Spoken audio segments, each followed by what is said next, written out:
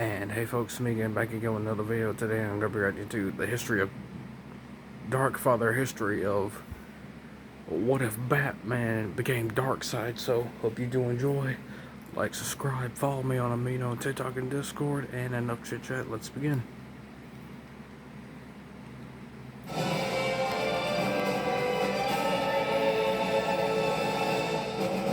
What's up, my comic comrades? As you guys know, we've been covering every issue of Death Metal. And this past week, Death Metal issue 3 came out, so we're here to give you a recap of what went down. Which Death Metal is amazing. The first two issues of Death Metal, you're gonna be lost with today's episode. So if you haven't read issues 1 and 2 of Death Metal, be sure to do that or watch both of our videos on the issues right here. With that said, spoilers galore for the entirety of the Death Metal event, especially issue 3. As I always say, I feel like that's the most obvious thing ever, but hey, the internet. But with all that said, let's finally talk some Death Metal. Y'all know I love me some Darkseid now. One of my top 10 favorite villains. Ship that Toymaster made for them, which we saw in the previous issue. We then see a Brainiac version of Batman and an Atrocitus What if Batman became Brainiac? Atrocitus, and they're checking the wreckage only to find Jonah Hex, who they think is dead. But he's not, and instead detonates a bomb, killing all of them. We then see Wonder Woman, Batman, and Harley Quinn racing through Apocalypse, as we see the explosion from Jonah Hex in the background. We also see that parademons on this world are Para-Robins. or Para-Robins. So much so, they even say, "Holy boom, Batman." Yeah, Scott Snyder is definitely getting all of his fanboy dreams out. Love Scott Snyder's work. Basically, we see that the Batman Who Laughs redesigned all of Apocalypse in his image, as Harley also points out. She even says, "I'll say this, Bats, even the evil versions of you are damn good at branding." Wonder Woman then says, "The prison should be ahead. If we're going to win, we need him, Bruce. He's still the most powerful hero on our side." Swamp Thing then interrupts and says, "Wonder Woman, the Batman Who Laughs just became something else on Earth. He's been born again." After this, we are finally taken to Superman. Again, this is why Batman, Wonder Woman, and Harley are here to save Superman, as they're going to need him to fight Perpetua and the Batman Who Laughs. But not only that, we're also introduced to a Darkseid Batman on this page.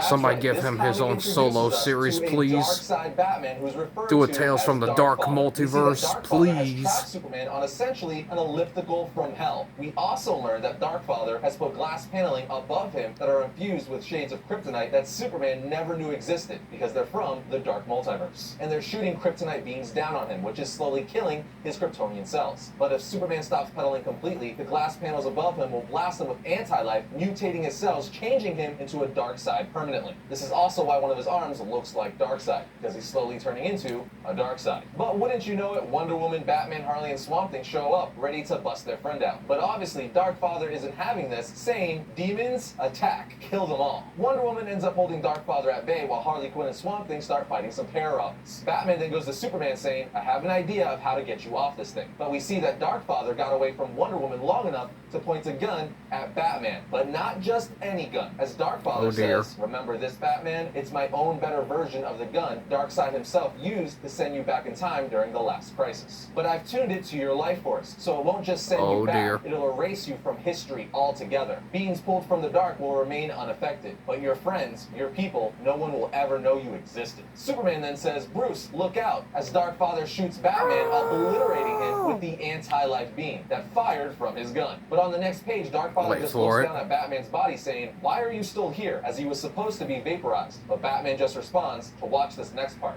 Clark." Superman then breaks free from the machine, and Darkfather's like, "I don't understand. How did the anti-life not affect you?" Superman says, "It did. I mean, it tickled. Batman's Black Lantern ring. It controls dark matter, so he just stopped the dead cells from changing." Superman continues to say, "Hey, Batman, do you think he's ready to retire?" Batman says, "Up. And Superman replies, "And away," as he uppercuts Darkfather into the atmosphere. I see what you did there.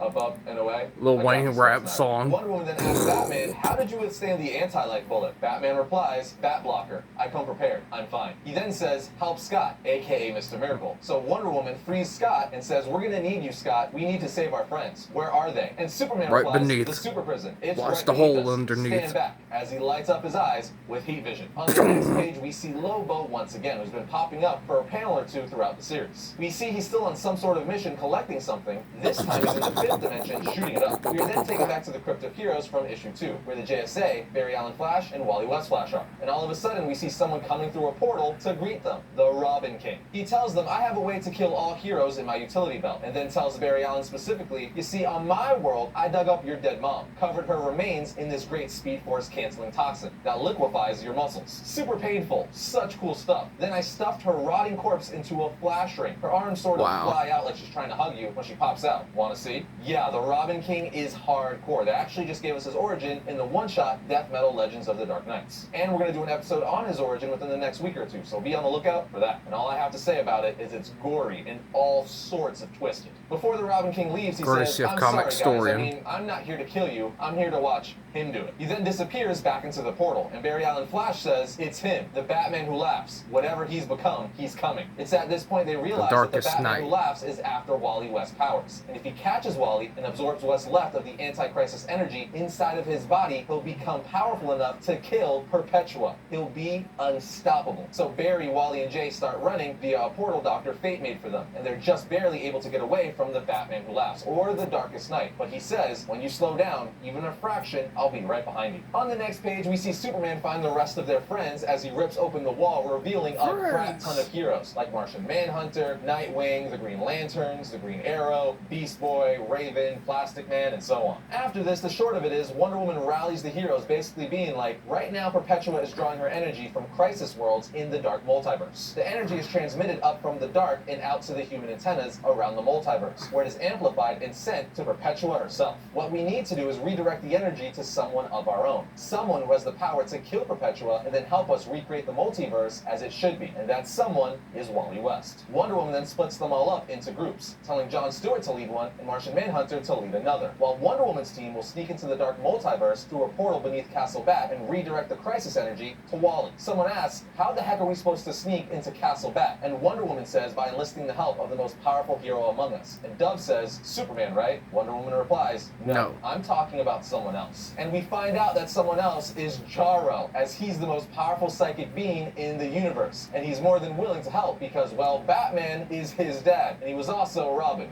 Kinda, sorta. If you guys want to know more about that, check out Scott Snyder's Justice League run. Wonder Woman finally says to all the heroes, this is the result of our choices, and the choices of those we failed. But hear me when I say, regardless of blame or cause, what this universe has become, no one wants this. No one. And I will not let it stand. Today we can reject our fate, we can reject death itself, and give this universe a second chance. But only if we work together. Are you in? And of course, everyone's in. Then on the next page, we see Lobo, the main man, chilling on his space pod, while someone asks him, do you have it? The final box? And he says, do you have to ask? The voice replies, good. Now that all 5 are collected, we can make our move. And Lobo says, tell me, Chief, what the hell is in here anyway? And the voice says, open it too soon and you'll regret it. And Lobo says, while riding away, I just hope these things are worth it. Then back on Earth, we see the voices coming from the damaged Legion of Doom headquarters. And the voice continues to say, they're more than worth it. I'm sure of it. And then on the final page, the voice continues saying, as sure as my name is Lex Luthor. And in those boxes are the death metal. And with them, I will change the story of this universe, once and for all. As we see a burnt, disfigured Lex Luthor, which one could only assume happened when Perpetua and the Batman who laughs stripped him of his powers and threw him back to Earth. But just like that, my comic comrades, that is Death Metal issue 3. I've got to say, overall, I'm liking this series. Like I said about...